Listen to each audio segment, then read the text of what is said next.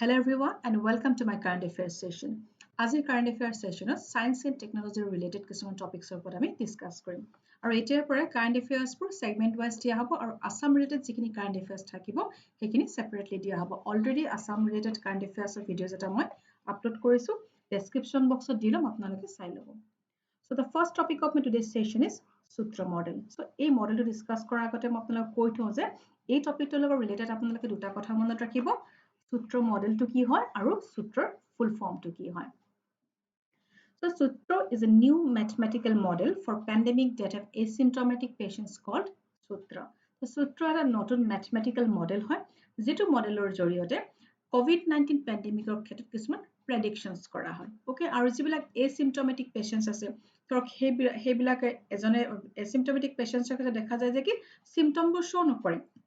গতিকে তেনেকুৱা এজন পেশেন্টৰ পৰা কিমান জনলৈকে ট্ৰান্সমিট হৈছে ডিজিজটো সেই সকলোবোৰ যিবিলাক ডাটা কালেকশ্যন কৰি পেলাই ডাটাৰ ওপৰত বেছ কৰি কিছুমান প্ৰেডিকচনছ কৰে এই সূত্ৰ ম্যাথমেটিক্যাল মডেলটোৰ প্ৰেডিকচন এই পেন্ডেমিকৰ ক্ষেত্ৰত প্ৰেডিকচনছ কৰাৰ কাৰণে নতুন সূত্ৰ ম্যাথমেটিক্যাল মডেলটো প্ৰিপেয়াৰ কৰা হৈছে IIT কানপুৰ আৰু হায়দৰাবাদৰ সাইন্টিষ্টে এই সূত্ৰ মডেলটো এপ্লাই কৰি পেলাই কৈছে যে প্ৰেডিকচন এটা কৰিছে যে বাই মিড মে 10 লাখতকৈ বেছি কোভিড এক্টিভ কেसेस হ'ব আৰু সূত্ৰৰ ফুল ফৰ্মটো হৈছে susceptible undetected tested positive and removed approach so মাজতে মিডিয়া এইটো কথা কৈছিলে যে গভৰ্নমেন্টক so তেনেকুৱা এটা প্ৰেডিকচনছৰ বিষয় যেটো সেকেন্ড ওয়েভৰ ক্ষেত্ৰত প্ৰেডিকচনছৰ বিষয় আগতেই কৈছিল গভৰ্নমেন্টে গম পাইছিল কিন্তু গভৰ্নমেন্টে প্ৰপাৰ টাইমত প্ৰপাৰ একচন নললে এটা গভৰ্নমেন্টেও 2 এপ্ৰিলত এখন মিটিং অৰ্গানাইজ কৰি পেলাই কৈছে যে ৰিপ্লাই এটা দিছে যে যেটো প্ৰেডিকচনছ দিয়া হৈছে সূত্ৰ মডেলৰ জৰিয়তে সেই প্ৰেডিকচনছটো ইনকাৰেক্ট হয় ওকে Actually কি হয় সূত্ৰ মডেলটো এটা ম্যাথমেটিক্যাল মডেল হয় আৰু মডেল বিলাক কি হয় মডেল বিলাক ৰান হয় এজাম্পশনৰ ওপৰত যিবিলাক ডেটা কালেক্ট কৰে সেই ডেটাবোৰৰ ওপৰত বেছ কৰি পেলাই কিছুমান এজাম্পশন কৰা হয় ওকে তো মডেল এটাও কোনো মেজিক ক্ৰিষ্টেল বল নহয় যে একুৰেটলি এটা প্ৰেডিকচন এটা একদম একুৰেট নাম্বাৰছত কৰিব পাৰিব আৰু যেহেতু কোভিড-19 পেন্ডেমিক কথা দেখা গৈছে যে 2020 যিবিলাক ধৰক সিম্পটম আছিল 2020 কে এবাৰ আমাৰ সেকেন্ড ওয়েভ 2021 ৰ সিম্পটম বিলাক বহুত ডিফাৰেন্ট হৈছে আৰু ভাইৰাছটো ৰেপিডলি চেঞ্জ হোৱা বুলি সাইন্টিষ্ট বিলাকে কৈ আছে গতিকে তেনেকুৱা ক্ষেত্ৰত এক্সাক্ট বা ইকুৰেট এটা প্ৰেডিকচন এটা কৰা ডেফিনেটলি এটা মডেলৰ পক্ষে সম্ভৱ নহয় কিয়নো নিউ যেটি এভিডেন্স আহি যায় মডেলটোৰ কাৰণে সেই বস্তুটো কমপ্লেক্স হৈ যায় আৰু এভৰি টাইম হেতু ৰিএডজাস্ট কৰি থাকিবলগীয়া হয় গতিকে যদি ভাইৰাছটো ডাইনামিক হলহেতেন তেনেকুৱা ক্ষেত্ৰত কি এটা একুৰেট এটা মডেল বা সিম্পটম বিলাক একেই আছে তেনেকুৱা ধৰণে খুব ফ্ৰিকুৱেন্টলি চেঞ্জ হোৱা নাই তেনেকুৱা ক্ষেত্ৰত এটা একুৰেট এটা ডাটা দিয়াটো বা প্ৰেডিকচনছ কৰাটো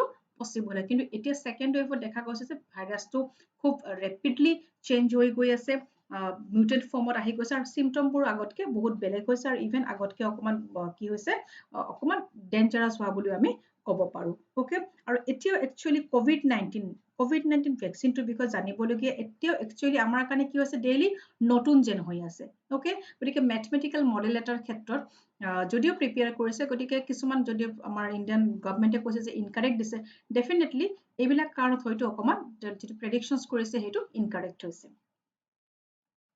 Next topic is oxycontin. Oxycontin to hoise eta affordable oxygen concentrator aru ei oxycontin to develop korise Bhopalor IISER the Indian Institute of Science Education and Research. Oxycontin has been developed using open source technology aru oxycontin to 93.95% pure oxygen provide koribo pare per minute up to 3 liters. Oxycontin takes ambient air and absorbs nitrogen from the air. Oxycontin is portable and costs less than 20,000 urban and rural location to use koribo pari. Next topic is 3D printing technology.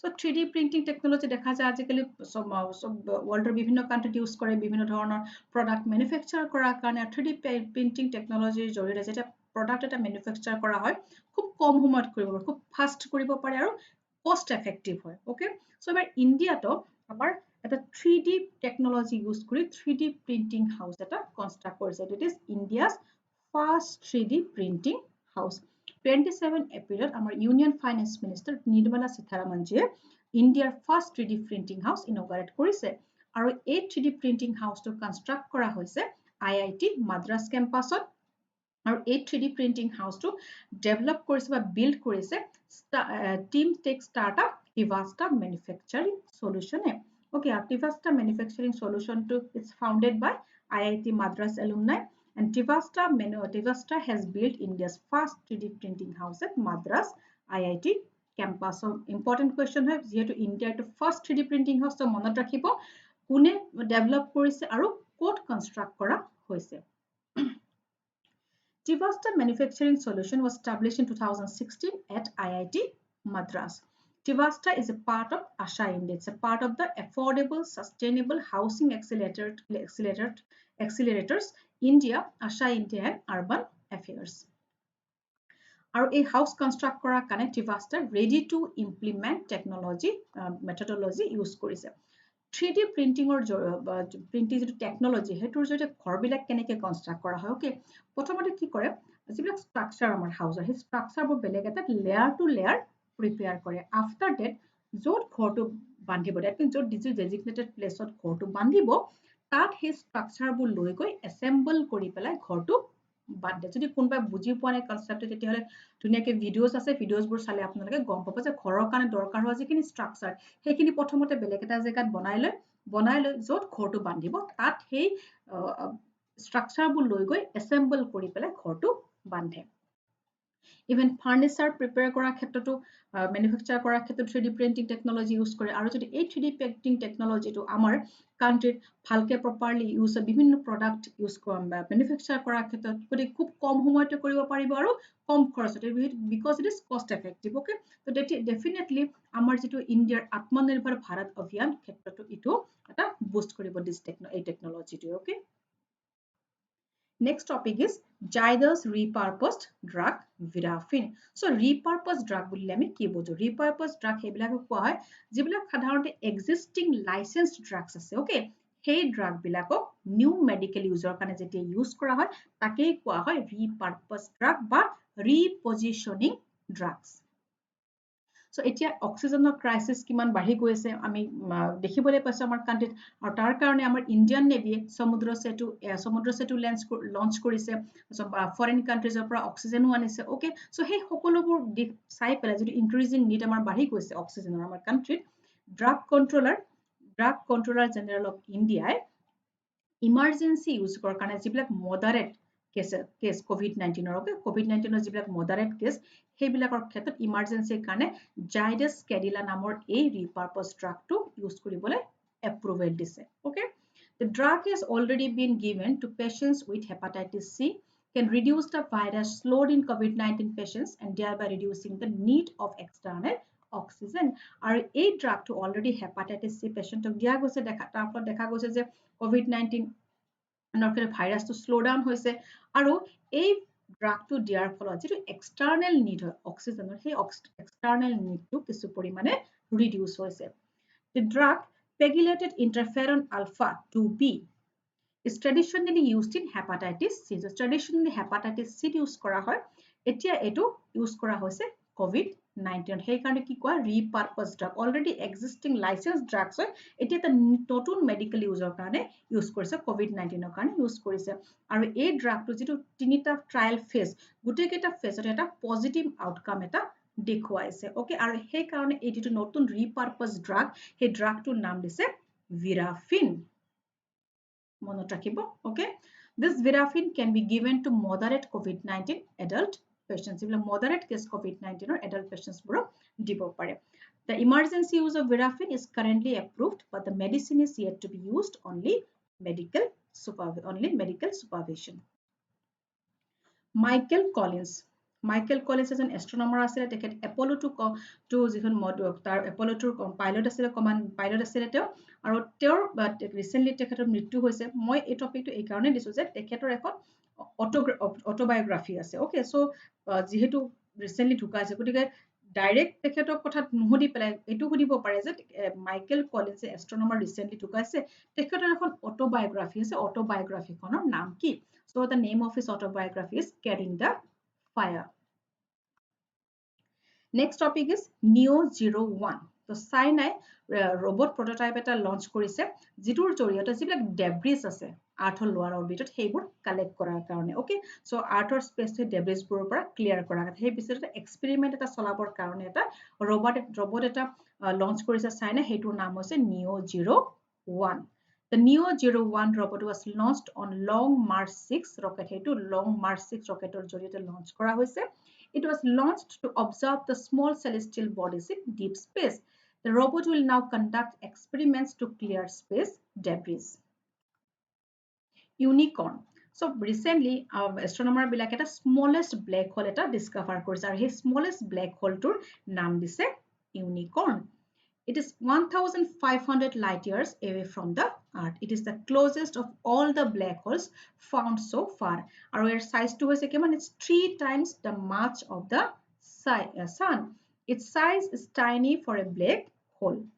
It appears that unicorn accompanies a red giant star. The scientists were able to locate the unicorn by documenting the change in the red giant star. This is because the black holes are generally not visible. Because black hole to সাধাৰণতে কি হয় visible নহয়. Okay? আৰু এই black hole to discover কোনটো effector জৰিয়তে কৰিছে. So the name of this effect is tidal distortion. The black hole was discovered through an effect called tidal distortion. Jurong. Jurongটো হৈছে চাইনাৰ first mars rover. Okay? So মনত ৰাখিব চাইনাৰ first rover যিখন আছে সেইখনৰ নাম হৈছে Jurong. Okay? The name